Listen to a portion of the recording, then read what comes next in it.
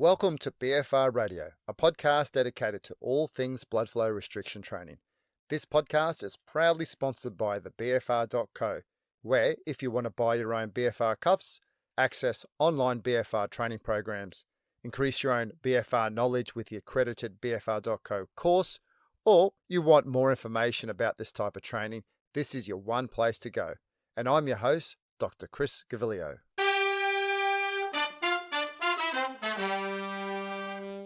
Welcome back to BFR and to our next episode in our special series on aerobic BFR exercise. In the last episode, we looked at how you can incorporate BFR during your cycling sessions, applying BFR while you're actually riding. We saw that using a combination of high intensity and low intensity BFR cycling at just 30% of arterial occlusion pressure, it could enhance both performance and physiological outcomes in trained cyclists. In this episode, we take a different approach. What if you can't tolerate BFR during exercise? What if you're an athlete needing to hit maximal efforts, sprint cycling, for instance, where applying BFR during work intervals isn't realistic? That's where today's study comes in. For this episode, it's going to be short and punchy. However, what I'm going to do is after I go through the results, I'm going to suggest additional ways to apply this in other scenarios. So stick with me after I finish the results. This week's episode focuses on a study called Acute and Chronic Effects of Sprint Interval Training combined with post-exercise blood flow restriction in trained individuals. What a mouthful. This study had two parts. Part one was a 4-week training study involving trained male cyclists who were already riding around 120 kilometers per week.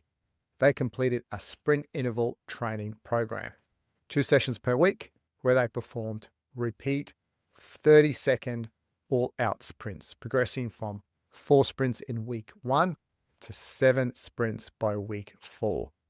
The recovery between sprints was 4.5 minutes, but here's where the twist comes in. Only the BFR group had blood flow restriction applied after each sprint.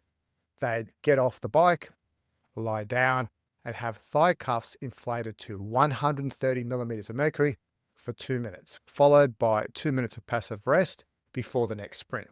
So the total recovery time was the same for both groups. The BFR group had the added stress during the early phase of recovery. Both groups were tested before and after training for VO₂max, time trial performance, and sprint power output.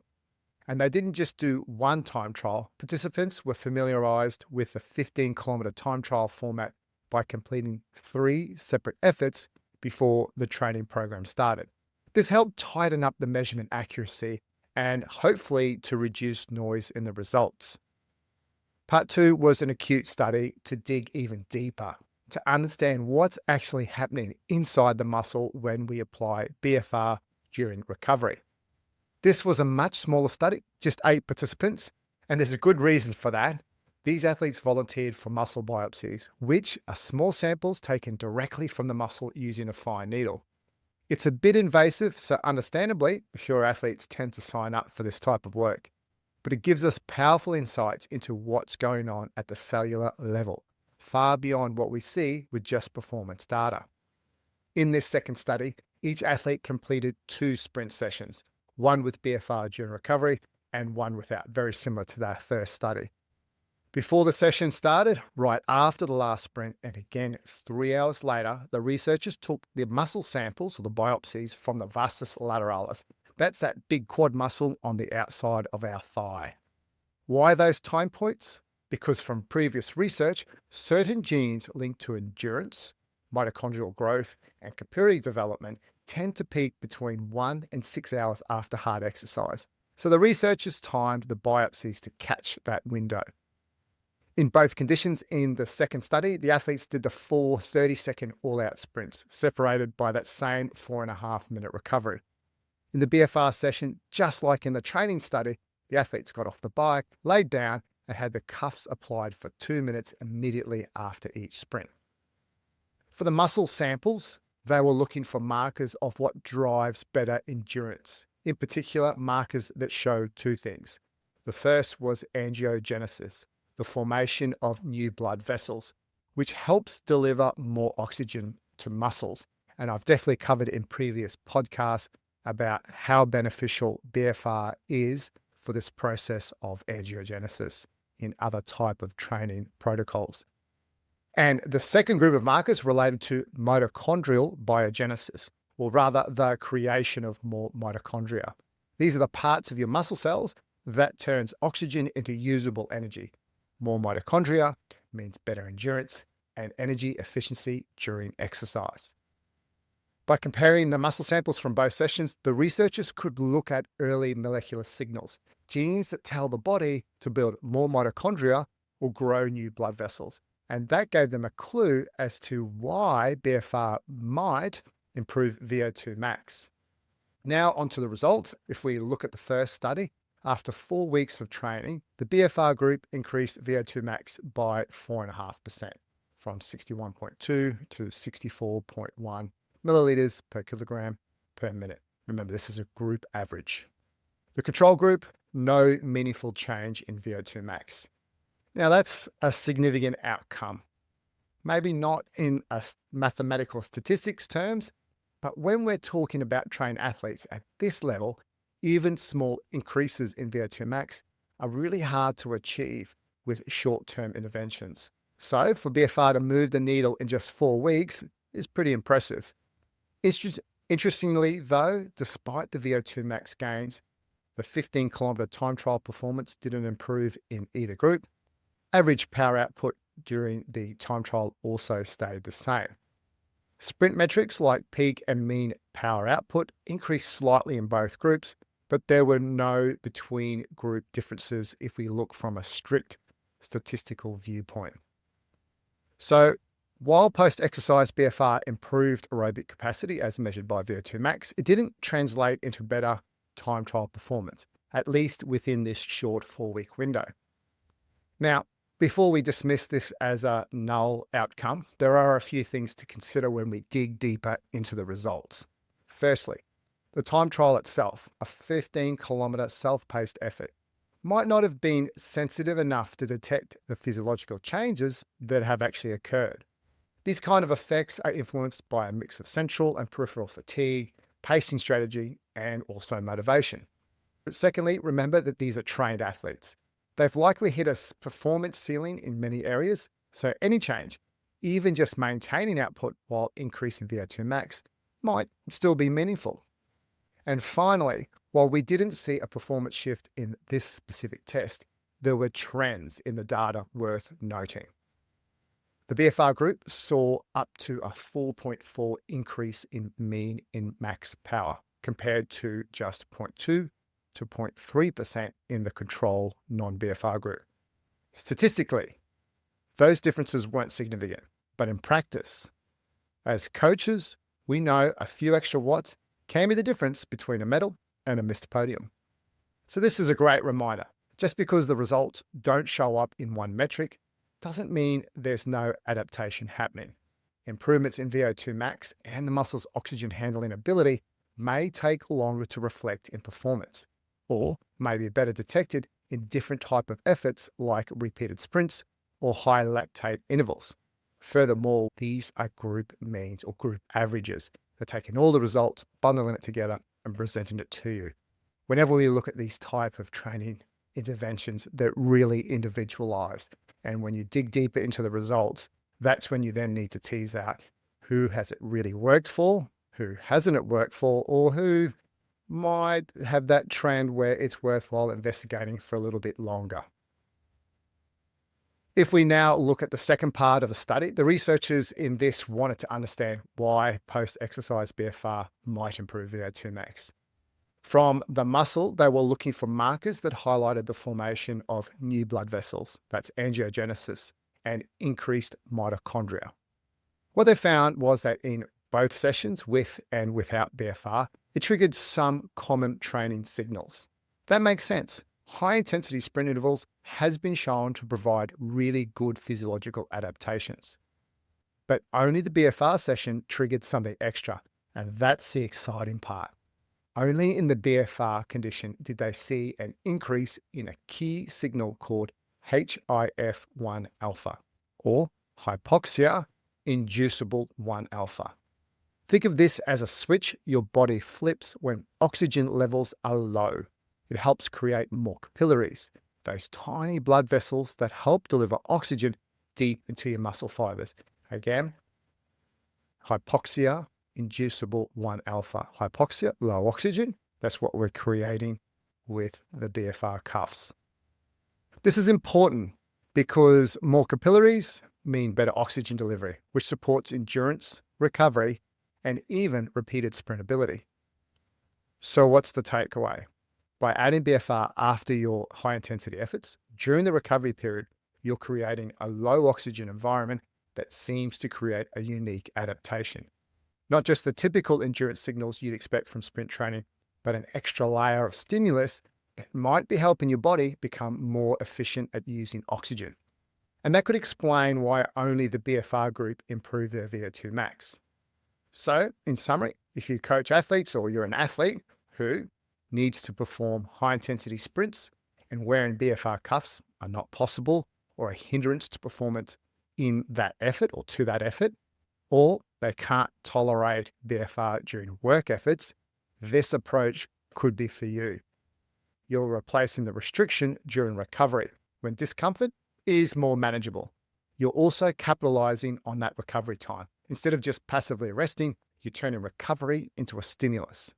Here's how you could replicate this. Sprint protocol on a bike, 30 seconds, max effort. Start with 4 reps in week 1 and build reps according to what you can handle each subsequent week. 1 session, ideally 2. Immediately after each sprint, apply thigh cuffs for 2 minutes. This study uses a pressure of 130 millimeters of mercury. See what you can tolerate. I would push for the higher end of what you can handle, and it would probably be a pressure slightly lower or lower than what you would use BFR cuffs during your typical resistance training type sessions. Although in this study, the participants laid down for 2 minutes, I'd allow the athletes to move around as required. So if they need to grab a drink or feel that walking around helps, allow for this. Then in that final 2 minutes of rest before the next sprint, remove the cuffs until it's time for the next rep. From an energy system viewpoint, this would allow for full recovery. If you're short on time, maybe look at how you could adapt this and bring that down by about a minute. But for maximum benefit, try for full recovery. Although this study focused on trained cyclists, I think there's an opportunity to laterally apply this same approach to other sports, in particular running-based sports. Track and field is the number one that comes to mind. Sprinters, 200, more so 400-meter runners, 400-meter hurdlers, and also other sports such as sevens rugby, where there's lots of high-intensity repeat sprints in the game, but also the type of training to develop the physiological system would entail this type of training. Because if we look at how we could incorporate BFR into their training, because they do need to train at high intensities, wearing a BFR cuff during a sprint effort is not only impractical, but may be disruptive to good technique. However, applying BFR during the recovery period, just like in this study, could be a game changer.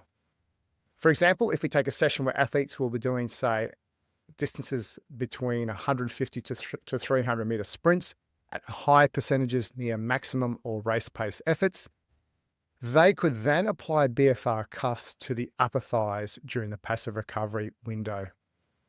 This allows them to maintain training intensity, but also potentially stimulate molecular responses that improve recovery and physiological adaptation. And if we focus on the one gene that increased only in the BFR group in this study, which was HIF1 alpha, hypoxia-inducible factor 1 alpha, this gene is a key regulator of capillary growth under low oxygen conditions. So if we can activate HIF1 alpha in sprinters post-sprint, we may be able to enhance capillary density and oxygen delivery to fast-twitch fibers, which could support both aerobic buffering capacity and improve lactate clearance during high-volume sprint work. Let me expand on this briefly.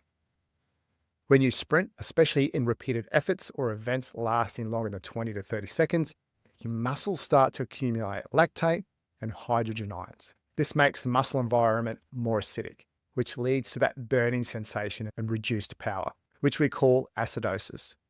Your ability to tolerate and recover from this acidity depends on your body's buffering capacity, which is supported by both the aerobic and anaerobic system. The stronger your aerobic system, the more efficiently you can clear lactate during and after sprints. For 400-meter sprinters in particular, this is crucial.